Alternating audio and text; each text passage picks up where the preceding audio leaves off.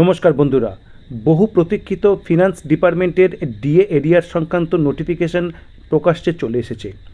একসঙ্গে তিনটে নোটিফিকেশন সামনে এসছে, 996, 997 এবং 998, এবং অলরেডি বলা শুরু হয়ে গেছে যে শুধু সরকারি কর্মচারীদের জন্য এখানে বলা রয়েছে, অর্থাৎ গভর্নমেন্ট আন্ডারটেকিং বা গ্যারান্টিনেড স্যালারিজ যে সমস্ত প্রতিষ্ঠান থেকে হয়, শিক্ষক শিক্ষিকা এবং পঞ্চায়েত এবং মিউনিসিপ্যালিটি ইত্যাদি, তাদের নাকি কোনো বিষয়ে স্পষ্ট কিছু বলা নেই। তো এই সংক্রান্ত ডিটেলস কী রয়েছে সেটি আপনাদের সঙ্গে শেয়ার করব। তো চলুন শুরু করা যাক আজকের ভিডিও। প্রথমেই আপনাদের সঙ্গে শেয়ার করছি, দেখুন প্রথম 996, এখানে কি বলা হচ্ছে, arrears of dearness allowance of serving state government employees. এখানে প্রথমে যে বিষয়টি বলা হচ্ছে, দেখুন 1690, যেটি রোপার বিজ্ঞপ্তি 23শে ফেব্রুয়ারি 2009 প্রকাশ করা হয়েছে, সেটির উল্লেখ রয়েছে। তারপরে অনারেবল সুপ্রিম কোর্টের ডিরেকশনস রয়েছে, যেটি জাজমেন্ট ডেটেড 5th February 2026, এখানে এসএলপি নাম্বার রয়েছে। এবং এখানে কি বলা হচ্ছে, dearness allowance for the period of April 2008 to December 2019, অর্থাৎ একদম পিরিয়ডটা কনফার্মড এপ্রিল 2008 থেকে December 2019 for the state government employees whose pay and allowances were governed by the West Bengal Revision of Pay and Allowances Rules 2009। এখান থেকে কিন্তু বলা হচ্ছে যে শুধু স্টেট গভর্নমেন্ট এমপ্লয়িজের কথা কিন্তু এখানে ধরলে হবে না, যাদের মাইনে ইত্যাদি এই যে রোপার 2009 দ্বারা রেগুলেট হয় তাদেরকেই কিন্তু এখানে ইনক্লুড করার কথা বলা হচ্ছে। অর্থাৎ শুধুমাত্র স্টেট গভর্নমেন্ট এমপ্লয়িজরা এর আওতায় থাকবেন একেবারেই নয়, অর্থাৎ আন্ডারটেকিং বা গভর্নমেন্ট যে গ্র্যান্টিনেড যে স্যালারিজ পায় যে সমস্ত প্রতিষ্ঠান, তারা সবাই কিন্তু এর মধ্যে ইনক্লুডেড থাকছেন, and has constituted monitoring committee in this regard. এবং কি বলা হচ্ছে, স্টেট গভর্নমেন্টের যে লিমিটেড ফিসকাল স্পেস রয়েছে এবং লার্জ আউটস্ট্যান্ডিং রয়েছে সে সমস্ত বিষয় উল্লেখ রয়েছে। এবং কি বলা হচ্ছে, whereas the interest and welfare of the state governments employees is also paramount for the state government. তো কর্মচারী স্বার্থে যে তাদের কি যে ডিসিশন, সেটি এবার দেখুন। এখানে কি বলা হচ্ছে, এইচআরএমএস যে মডিউল যার মাধ্যমে স্যালারি হয়, সেটা জানুয়ারি 2016 থেকে চালু হয়েছিল স্টেট গভর্নমেন্ট এমপ্লয়িজদের জন্য। তার জন্য কি বলা হচ্ছে, state government has decided to pay the DA arrears pertaining to the period April 2008 to December 2019 in multiple phases, অর্থাৎ একাধিক ফেজ থাকবে, 3টি কি 4টি সেটি কিন্তু মেনশন করা নেই। According the following scheme for the first phase of DA arrear payment is hereby notified, অর্থাৎ এই নোটিফিকেশন করা হচ্ছে ফার্স্ট ফেজের জন্য। সেখানে কি বলা হচ্ছে, দেখুন এখানে পিরিয়ড কিন্তু মেনশন করে দেওয়া রয়েছে জানুয়ারি 2016 থেকে 2019 ডিসেম্বর পর্যন্ত, অর্থাৎ অনলাইন যে ডেটা যে পিরিয়ডের মধ্যে রয়েছে সেটি আগে দেওয়া হচ্ছে সুবিধার্থে। Shall be calculated as per AICPI, অর্থাৎ একেবারে এআইসিপিআই অনুযায়ী কিন্তু যে গ্যাপ ছিল প্রত্যেক মাসের, তার ভিত্তিতে কিন্তু এই এরিয়ার ডিএর ক্যালকুলেশন হবে, স্পষ্ট করে বলে দেওয়া হচ্ছে। এবং পেমেন্টটা হবে দুটো ইনস্টলমেন্টে, একটা মার্চ 2026, একটা হচ্ছে সেপ্টেম্বর 2026। এবং কি বলা হচ্ছে, দেখুন ফাইনাল ডিটারমিনেশনস যে মনিটরিং কমিটি তারা করবেন, এবং তার যে modalities for payment of the DA arrears for the period April 2008 থেকে December 2015 will be notified in due course, অর্থাৎ যে এপ্রিল 2008 থেকে 2015 যে ডিসেম্বর পর্যন্ত এই সময় পর্বের দিয়ে কীভাবে দেওয়া হবে সেটি নোটিফাই করা হবে টাইম মতো বা পরবর্তী সময়ে, সেটি কিন্তু বলা হচ্ছে। তার পাশাপাশি দেখুন খুব important, the DA arrears for the employees belonging to group ABC, অর্থাৎ গ্রুপ এবিসি তাদের যে ডিএ এরিয়ার সেটি তাদের জিপিএফ অ্যাকাউন্টে ট্রান্সফার করা হবে। তো আপনারা জানেন যে স্যাটের রায়ে কিন্তু এই বিষয়ের উল্লেখ ছিল যে জিপিএফে দেওয়া যেতে পারে, সেই বিষয়টি কিন্তু এখানে করা হচ্ছে। এবং গ্রুপ ডি এমপ্লয়ি তাদের কিন্তু সরাসরি ব্যাঙ্ক অ্যাকাউন্টে দেওয়া হবে।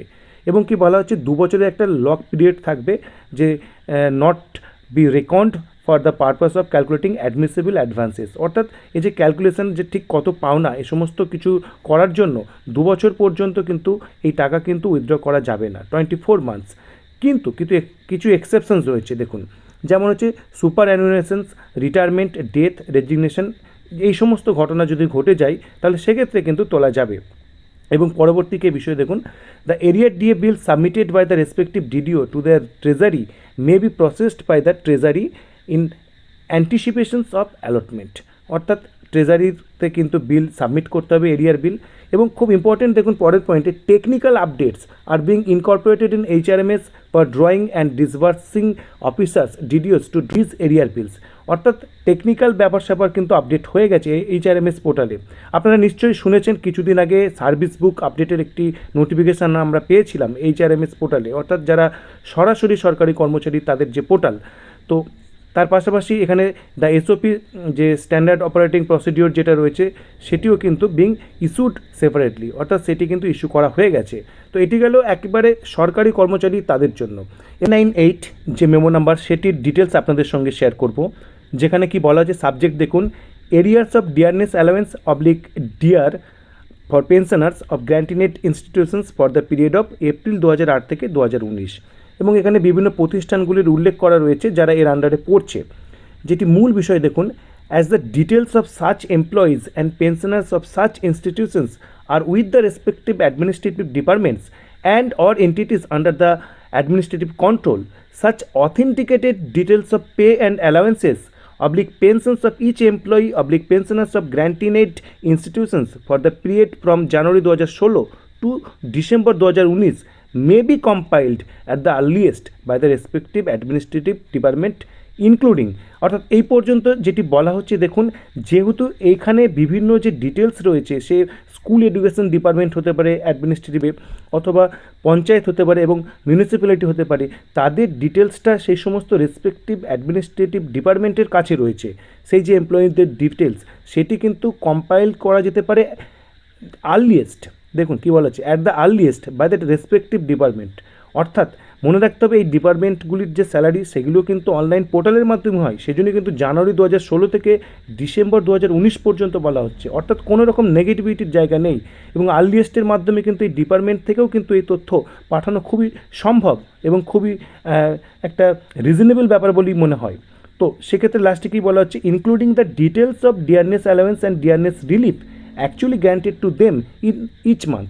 অর্থাৎ তাদেরকে ঠিক কত ডিএ বা ডিআর দেওয়া হচ্ছে প্রত্যেক মাসে, এইগুলিও কিন্তু ইনক্লুডিং থাকবে। অর্থাৎ এই মাধ্যমে কিন্তু দ্রুত কিন্তু এই যে ক্যালকুলেশন সেটি কিন্তু সম্ভব হতে পারে, যেহেতু টেকনিক্যাল দিক থেকে কিন্তু বিষয়টি করা সম্ভব। যেমন HRMS পোর্টালে সেই প্রভিশনস অলরেডি আপডেট হয়ে গেছে এবং এসওপিও সেখানে দেওয়া হয়েছে। তো মনে করা হচ্ছে যে এই ধরনের ডিপার্টমেন্টের ক্ষেত্রেও এই ধরনের টেকনিক্যাল প্রভিশন খুব দ্রুতই কিন্তু ইনকর্পোরেটেড হবে এবং এসওপিও কিন্তু খুব দ্রুতই কিন্তু আমরা দেখতে পাবো। এবং কি লাস্টে বলা আছে দেখুন, the modalities for release of arrears of dearness allowance, অর্থাৎ এর যে কি মডালিটি হবে অথবা ডিআর অর্থাৎ যারা পেনশন পান, মে বি নোটিফাইড, এটি নোটিফাইড হবে by the respective administrative department thereafter with the concurrence of finance department. অর্থাৎ এগুলি যে নির্ধারণ হওয়ার পরে ডিটেলস, তো এই ধরনের যে মোডালিটিস, সেই মোডালিটিসটা সেই সমস্ত ডিপার্টমেন্ট কিন্তু পাবলিশ করবে। এবং যেটি হয়েই থাকে ম্যাচিং অর্ডার বিভিন্ন ডিপার্টমেন্ট থেকে আমরা দেখি যে ফিনান্স ডিপার্টমেন্টের সঙ্গে যে ম্যাচিং যে অর্ডার রেসপেক্টিভ ডিপার্টমেন্টের, এবং যাকে বেশ করে করবে সেটি দেখুন এই যে মূল যে অর্ডার, সেই অর্ডার যে ফিনান্স ডিপার্টমেন্টের তার উপর ভিত্তি করেই কিন্তু করবে। অর্থাৎ আশা করাই যায় অনুরূপ যে অর্ডার সেটি খুব দ্রুতই কিন্তু বিভিন্ন ডিপার্টমেন্ট ওয়াইজ কিন্তু পাবলিশ হবে, এবং যেখানে মার্চ 2026 এবং সেপ্টেম্বর 2026 এই দুটি সময় পর্বকে আশা করা যায় মেনটেন করা হবে এই সমস্ত আন্ডারটেকিং যে গভর্নমেন্ট এডেড যে সমস্ত ইনস্টিটিউশনস রয়েছে তাদের এমপ্লয়ীদের জন্যও। অর্থাৎ কোনো রকম নেগেটিভিটির কোনো কারণ নেই। পরবর্তী যে নোটিফিকেশনস ডিপার্টমেন্ট ওয়াইজ আসা সেই পর্যন্ত কিন্তু আমাদের অপেক্ষা করতেই হবে। তো এই বিষয়ে আপনাদের কি মতামত অবশ্যই কমেন্ট বক্সে প্লেস করুন, এবং ভিডিওটি ভালো লাগলে লাইক, কমেন্ট এবং শেয়ার করুন। ধন্যবাদ।